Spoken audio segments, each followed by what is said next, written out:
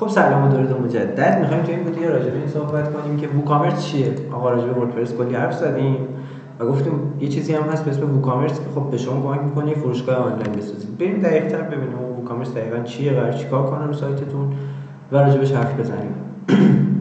آقا ووکامرس یه افزونه رایگانه، یه اکستنشن، اصطلاحاً یه پلاگینه، یه افزونه است که به سایت وردپرسی شما اضافه میشه. یعنی میتونید نصبش کنید رو سایت وردپرستون و اون سایت رو به یه فروشگاه آنلاین تبدیل کنید. میاد میچسبه به سایت و یه فروشگاه برای شما میسازه. حالا یه ذره باز کنم آقا یعنی چی؟ حالا یه چیزیه که میچسبه به سایت و یه فروشگاه آنلاین میسازه که میگی یعنی چی؟ خب به صورت عادی شما وقتی سایت دارید معمولا ماژول‌های یه فروشگاه آنلاین رو نداره. مثلا چی؟ اینکه شما بتونید یه محصول تعریف کنید، براش تصاویری بذارید، استانداردهایی که خب یه صفحه محصول داره، توضیحاتی بنویسید، ویژگی‌هاش رو مشخص کنید، قیمتی براش بذارید، یک موجودی براش تعریف کنید، اگه کسی خرید از موجودی اون کم بشه بتونه بره توی صفحه در واقع سبد خریدش رو ببینه، محصولات مختلفی که اضافه کرده رو ببینه و بره برای پرداختشون اونا رو پرداخت کنه و سفارشش تکمیل بشه. بعد از این ور چه اتفاقی میفته؟ یعنی همه این اتفاقایی که گفتم با نصب افزونه ووکامرس اتفاق میفته. از این ور شما میتونید توی پنل خودتون تو پیشخوان وردپرستون ببینید که سفارش ثبت کردن، سفارششون رو پروسس کنید، در واقع ببرید جلو و وضعیت سفارششون رو مشخص کنید، الان در حال پردازشه، در حال ارسال چیه و دان شده، انجام شده، تموم شده، رفته. گفتم مدیریت موجودی رو میتونه براتون انجام بده، مدیریت محصولاتتون، دسته‌بندی‌های مختلف ایجاد کنید، پرداختتون رو میتونه هندل کنه، حمل و نقل رو میتونید روش‌های مختلف برای حمل و نقل، روش‌های مختلف برای پرداخت، مثلا کارت به کارت، مثلا درگاه پرداخت، حتی پرداخت‌های ارزی میتونید داشته باشید اگه سایتی دارید که در واقع بین‌المللی داره کار میکنه و حمل و نقلتون مثلا طرف کد پستیش رو میزنه توی سایت شما، مبلغ پست به صورت خودکار محاسبه میشه، اضافه میشه به سفارش، مبلغ مالیات رو اضافه میکنه و کارایی از این دست. همه اینا رو ما میتونیم با نصب افزونه ووکامرس روی سایتمون در واقع انجام بدیم. و قدرت افزونه ووکامرس باز کجاست؟ همون جایی که گفتیم آقا رایگانه و متن بازه و آدم‌ها اومدن از این متن باز بودن استفاده کردن، اکستنشن های متعددی دوباره به خود ووکامرس اضافه کردن. مزایاشو یه دور با هم مرور کنیم. باز گفتیم رایگانه، اوپن سورس یا متن بازه، قالب‌ها و افزونه‌های متنوعی برای ووکامرس هست و کاستومایز شده و شما میتونید ووکامرس رو روی قالب‌های مختلفی تست کنید.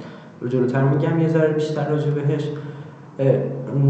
عرض به حضورتون که یک پارچگی کاملی با وردپرس داره که راجبش حرف زدیم. انعطاف پذیر، گفتم کار مختلفی میتونید باهاش بکنید، با محصولات مختلف سازگار میشه و شما میتونید از دوره آموزشی ویدیویی تا فروختن فایل، فروختن محصول، فروختن محصولات فیزیکی و کارهای خدماتی همه رو روش انجام بدین و به فروش برسونید.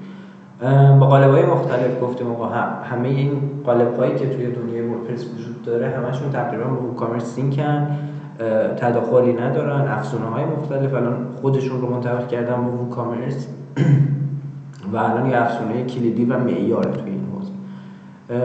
رابطه کاربری ساده‌ای داره، برای کاربر مسیر خرید رو خیلی ساده و راحت تعریف میکنه. یه چیز استانداردی که آقا شما میای محصولات مختلفی میتونی ببینی، حتی میتونی محصولات مرتبط باهاش رو ببینی، دسته‌بندی میتونی دسته‌بندی‌های مختلف محصولات رو ببینی، فیلتر کنی محصولات رو ببینی و از اون ور میتونی اضافه کنی به سبد خریدت محصولات مختلف رو، سبد خرید رو ببینی و بعد بری اطلاعات رو وارد کنی و مبلغ سفارش رو ببینی و پرداختش رو انجام بدی. یه فضای استاندارد خوب روی سایت شما پیاده سازی میکنه و قابلیت‌های گسترده‌ای بهتون میده. توی این بخش میخوام یک سری از سایت‌های خوب وردپرسی رو با هم ببینیم. حالا سایت‌هایی که توی ایران هستن دارن فعالیت میکنن، چند تا از سایت‌هایی که ما با خودمون باهاشون حتی کار کردیم یا سایت‌هایی که به نظرمون جالب بود، همینجوری 5 6 تاشون رو رندوم معرفی میکنم. طبیعتاً سایت‌های خیلی زیادی تو دنیا هستن، حتی برید سرچ کنید میتونید ببینید. توی یه آموزشی که الان داریم در ادامه میرم روی کروم و بهتون هم میگم که چجوری تشخیص بدید یه سایت رو با چه CMSی نوشتن، یعنی با وردپرس هست یا نه. بریم جلوتر، من اینو بهتون آموزش میدم و با هم میبینیمش. خب ببینید، برای اینکه تشخیص بدید اولا یه سایتی از چه تکنولوژی داره استفاده میکنه، آیا وردپرس CMSش یا از CMS های دیگه داره استفاده میکنه، من توصیه‌ام اینه که این افزونه وبلایزر رو در واقع نصب کنید. وبلایزر رو الان با هم میریم یادش میگیریم. شما سرچ کنید توی گوگل وبلایزر، حالا این سایت خودشونه، میتونید از این لینک که کروم وب استور هست اگه دارید از مرورگر کروم استفاده میکنید، حالا برای فایرفاکس و اج و مرورگر دیگه هم هست. خب من چون از قبل نصبش کردم اینجا گزینه ریمووش هست، ولی گزینه اینستال رو شما دارید نصبش میکنید، این بالا توی اکستنشن های کرومتون این افزونه وبلایزر اینجا اضافه میشه و میتونید باهاش دیتکت کنید که سایت های مختلف مثلا با شاپیفای نوشته شدن، با وردپرس نوشته شدن یا با چی. خب من قرار شد که چند تا از سایت های وردپرسی خوب، یعنی سایت هایی که دارن فعالیت میکنن، سفارش خوبی دارن، با هم ببینیم. مثلا این سایت مهبیوتی شاپ هست، میبینید دسته‌بندی های مختلف، تم خیلی خوشگل، تر و تمیز، محصولات مختلف، قشنگ پیشنهاد شگفت انگیز، کاتگوری های خوب، سایت خیلی خوب، فلوی خیلی خوب. مثلا اینکه از محصولاتش رو بریم ببینیم با هم، میبینید محصول قشنگ دیدگاه داره، دیدگاه راجبش ثبت شده، میشه گزینه هایی رو براش انتخاب کرد، افزوده ثبت خرید داره و یه سایت خیلی خوب وردپرسی. اینجا روی وبلایزر من کلیک میکنم، همونجور که میبینید توی گزینه CMS نوشته شده وردپرس و توی گزینه ای کامرس هم شما این ووکامرس رو میبینید، یعنی این سایت داره از ووکامرس استفاده میکنه و CMSش وردپرس هست و با پیج بیلدر المنتور که جلوتر راجع به المنتور هم صحبت میکنه. یا مثلا فروشگاه هانسو رو اینجا میبینیم که در واقع داره محصولاتش رو به فروش میرسونه، با سایت خیلی خوبیه، بلاگ داره قشنگ، بلاگش رو میتونید ببینید، اینجا میتونید محصولاتش رو ببینید. مثلا یکی از محصولات رو باز میکنم من اینجا، باز میبینید خیلی شکل و شمایل خوب و تر و تمیزی داره و یه استاندارد خوبی داره. این سایت محصولات مشابهش رو داره نمایش میده این پایین. یه چیزی که از هر سایتی شاید ما انتظار داریم و کاملا داره پوشش میده.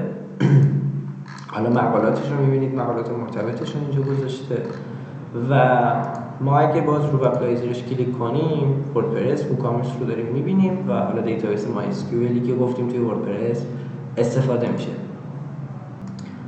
خب سایت بعد، سایت مثلا مکس بکسی که ما میتونیم اینجا ببینیمش، باز بنر داره، محصولات مختلف داره، کاتگوری مختلف داره، به شکل خوبی چیدمان شده، دیزاین شده، دسته‌بندی هاشو داره. یکی از محصولات رو باز میکنیم دوباره با هم ببینیم به چه شکلی هست. باز میبینیم حالا با یه شکل و شمایل متفاوتی، فیچرهاش رو اومده گذاشته، بخش مشخصات رو داره، محصولات مرتبط رو داره و باز یه استانداردی که ما توی ووکامرس و کلا سایت‌های وردپرسی می‌بینیمش. حالا توی ای کامرسش افزونه دکان رو هم داره استفاده می‌کنه که افزونه است برای طراحی مارکت پلیس که اون رو هم ما جلوتر راجبش حرف میزنیم و صحبت می‌کنیم، ولی می‌بینیم که بر بستر ووکامرس سوار، CMSش وردپرس، بلاگش هم وردپرسه.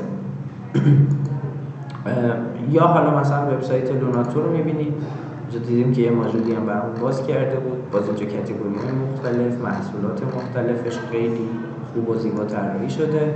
سایت وردپرسیه، از افزونه دکان داره استفاده میکنه، باز چون یه مارکت پلیس اینه که در واقع این سایت و ببینیم که باز خیلی امکانات مختلف تونستن پیاده سازی کنن. رنگ بندی هاشون رو، حالا این محصول یه رنگ داره ولی رنگ‌های دیگه‌ش رو اینجا قشنگ میاره و همه این ویژگی‌ها رو داره. یا مثلا بلاگ دیجیاتور رو، سایت خبری دیجیاتور احتمالاً خیلیاتون میشناسید، باش اخبارش رو خوندید، کار کردید